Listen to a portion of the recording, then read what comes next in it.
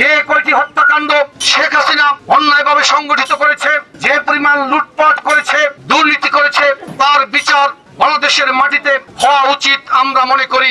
আমাদের নেতা জনাব তারেক রহমানের কোন বক্তব্য রেডিওতে কিংবা টেলিভিশনে প্রচার করতে দেয়নি, এমনকি সংবাদপত্রেও আমাদের নেতার বক্তব্য কখনো ছাপা হতে দেয়নি।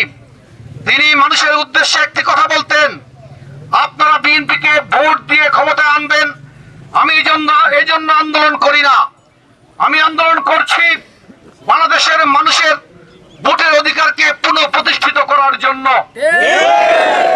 বন্ধুরা আমার, হাজার মাইল দূরে থেকেও তিনি প্রতিনিয়ত বাংলাদেশের মানুষের সাথে সংযুক্ত ছিলেন।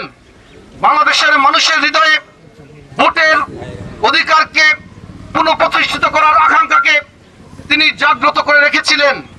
বন্ধুরা আমার, 16 বছরের ধারাবাহিক আন্দোলনের ফলে সর্বশেষ 5ই আগস্ট বাংলাদেশে একটি সফল ছাত্র গণ অভ্যুত্থান সংগঠিত হয়েছে। সেই গণ অভ্যুত্থানের মধ্য দিয়ে বাংলাদেশে স্বৈরশাসকের পতন হয়েছে এবং স্বৈরাচারের প্রধান শেখ হাসিনা বাংলাদেশ থেকে পালিয়ে গেছে। যদিও আমরা শুরু থেকেই দাবি করে আসছি শেখ হাসিনাকে দেশে ফিরে আনার জন্য, কারণ বাংলাদেশে যে কয়টি হত্যাকাণ্ড শেখ হাসিনা অন্যায়ভাবে সংগঠিত করেছে, যে পরিমাণ লুটপাট করেছে, দুর্নীতি করেছে, তার বিচার বাংলাদেশের মাটিতে হওয়া উচিত আমরা মনে করি। বন্ধুরা আমার, আমি বক্তব্য দীর্ঘায়িত করব না, আমি শুধু আপনাদেরকে বলছি 5ই আগস্টের পূর্বে আমাদের দলে যে নেতাকর্মীরা ছিল, যারা আন্দোলন সংগ্রামে পরীক্ষিত, তারা এখন আমাদের সামনে রয়েছেন আমি আশা করছি।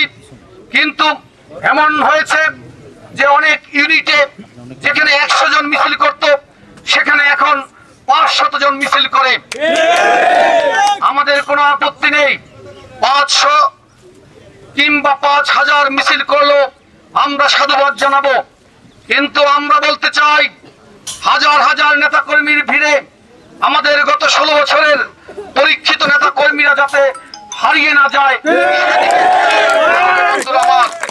আমরা কোন চিহ্নিত আওয়ামী লীগার দখলদার দুর্বৃত্ত চাঁদাবাজকে আমাদের মিছিলের জায়গা